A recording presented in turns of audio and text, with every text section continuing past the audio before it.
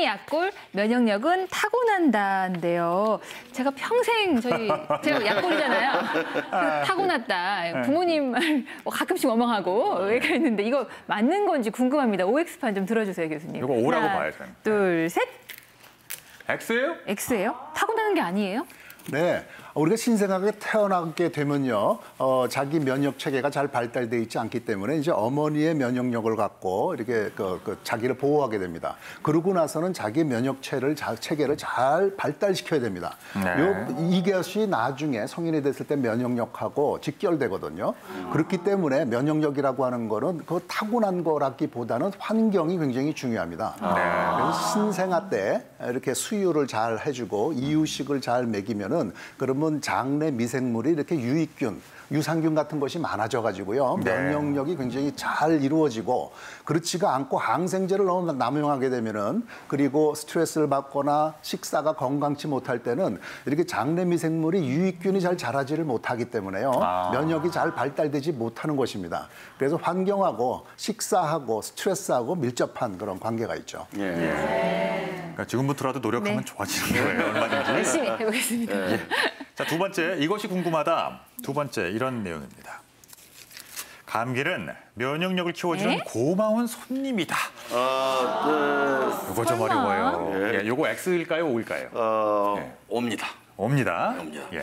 저희는 고향이 충청도 논산인데요. 논산에서는 이런 얘기, 고루롱 80.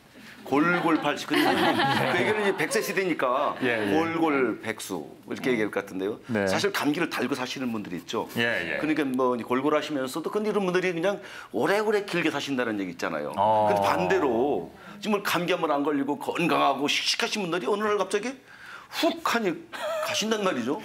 근데 가만히 이게 맞는 말인지 틀린 말인지 이게 맞나요, 교수님? 이세원 교수님이 계속 웃으시면서 좀 뭘까요, 답이?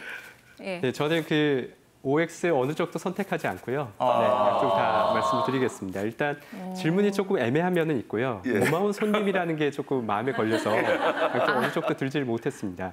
그 감기에 일단 노출이 되게 되면 저희가 그거에 대해서 그 바이러스에 대해서 항체를 형성해서 한동안은 그 바이러스에 대해서 방어력을 갖게 됩니다. 그런 면에서는 좋은 부분인데 바이러스라는 게 이제 계속 사실 변형을 하게 되면서 또다시 조그만 변형이 돼도 그 바이러스에 다시 감염이 될 수가 있고요.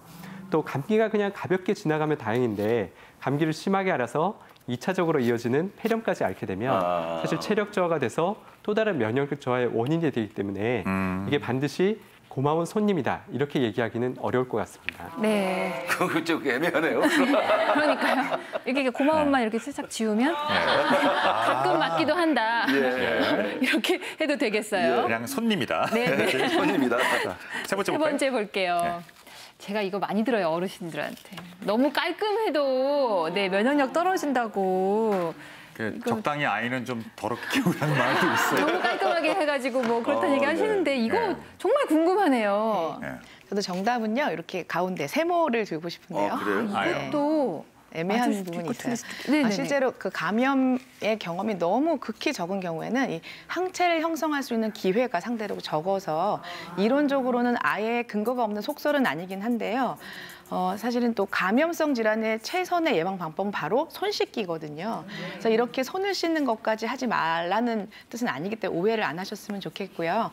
다만 이제 너무 깔끔을 떠는 경우에는 이제 잦은 화학 제품을 사용하는 경우가 있게 되는데 이런 화학 제품들을 사용하면 세균도 죽지만 우리 몸에 좋은 이 건강한 세포들의 자칫 손상을 줄 수 있기 때문에 세균을 잡으려다가 사람까지 잡을 수 있기 때문에 주의하실 필요가 있는 것이죠.